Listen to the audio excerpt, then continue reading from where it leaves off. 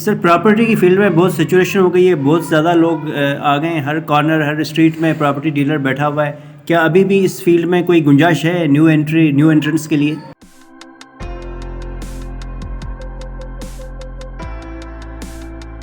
बिस्मिल्लाहिर्रहमानिर्रहीम, अस्सलाम वालेकुम रहमतुल्लाहि व बरकातहू। देखिए जी, क्रिकेट में आप भी सोचते होंगे, मैं भी सोचता हूँ कि जी क्रिकेट में 11 लोगों ने खेलना है नेशनल टीम में, तो ऑलरेडी इतने ग्राउंडें भरी हुई हैं, लोग खेल रहे हैं, तो कौन ऊपर आएगा है जी, और कौन जो है वो जगह बनाएगा और कौन जो है वो कहीं पहुंचेगा, ये आता है ना ख्याल।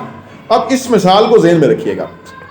लेकिन अगर आपको क्रिकेट का खेल का शौक है, जुनून है, दिलचस्पी है, आपका पैशन है, तो आपको चाहिए कि आप अच्छी क्रिकेट खेलें, या आपको चाहिए कि आप अपने आप को बासलाहियत बनाएं, प्रैक्टिस में रहें, नए लोगों से सीखें, फिजिकली लोगों से रहनुमाई लें, अपने अच्छे मेंटोर गाइड रहनुमा बनाएं। इंटरनेट के ऊपर जो अच्छी इनिंग्स खेली जिन्होंने, उनका देखें कि उनका बॉडी लैंग्वेज क्या था, मोरल क्या था, उन्होंने कैसे खेला, ठीक है ना, उन्होंने बहुत जगहों पे कैसे, बाबर आजम फर्ज करें आज बैट्समैन, आप उसको मेंटोर कर सकते हैं, उसको फॉलो कर सकते हैं, he is a very class player.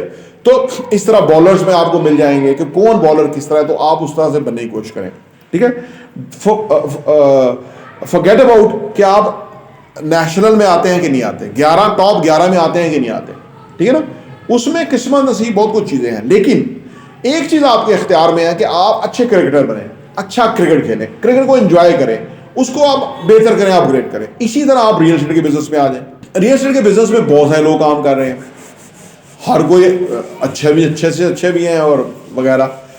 अब क्या आपका रियल एस्टेट में आने का जो जुनून है, शौक है, वो ऐसा है? मैं इस तरह ही काम करता हूँ कि मैं चाहे थोड़ा करूँ, ज़्यादा करूँ, लेकिन मैं कोशिश करता हूँ कि अच्छा काम करूँ, कोशिश करता हूँ कि मैं उसको इंजॉय करूँ, मैं उसके साथ लव करूँ, मैं उसको ओन करूँ कि ये मैंने काम किया है, मैं उसकी जिम्मेदारी लूँ भरपूर कि ये मैं आपको चीज़ बेच रहा हूँ या ख़रीद रहा हूँ या आपके लिए इन्वेस्टमेंट करा रहा हूँ या कर रहा हूँ या वगैरह।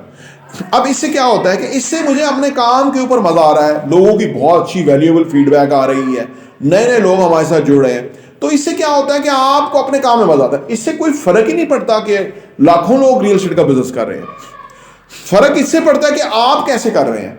और हम ऐसा बिजनेस कर रहे होते हैं कि बाहर से उसे कोई फ़र्क नहीं पड़ना, बाहर कुछ भी हो, हालात बदल जाएं, लोग कम हो ज़्यादा हो, मार्केट ऊपर नीचे, रजीम चेंज हो जाए, इससे बिजनेस में फ़र्क नहीं पड़ता।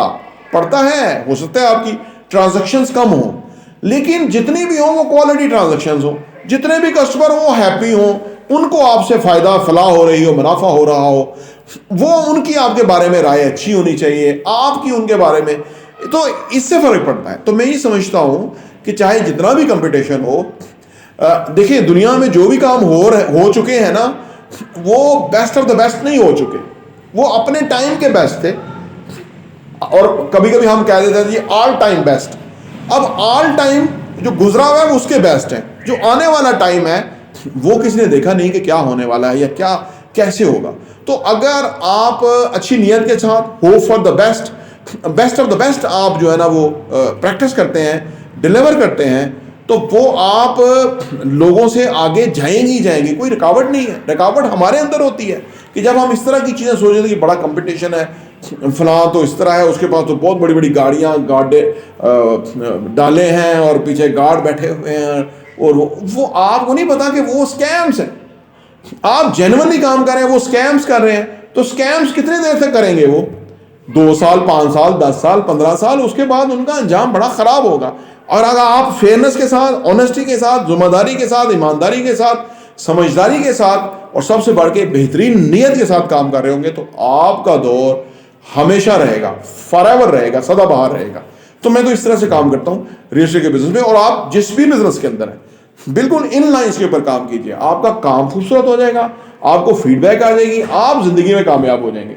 तो बाकी लोग जो हैं जो हाफ हार्टेडली या खौफ के सायों में या ये देखते हुए काम करते हैं कि यार पता नहीं मेरा काम चलता है कि नहीं चलता, बहुत बड़ी बड़ी दुकानें खुल गई हैं, पता नहीं मेरी दुकान चलती है कि नहीं चलती, तो वो उनकी सोच का जो महवर है वो गलत है, रॉन्ग डायरेक्शन के अंदर वो सोच रहे हैं। रॉन्ग डायरेक्शन में सोचने से आपको राइट नताइज नहीं आ सकते। प्रॉपर्टी इंटरव्यू देखने का बहुत बहुत शुक्रिया।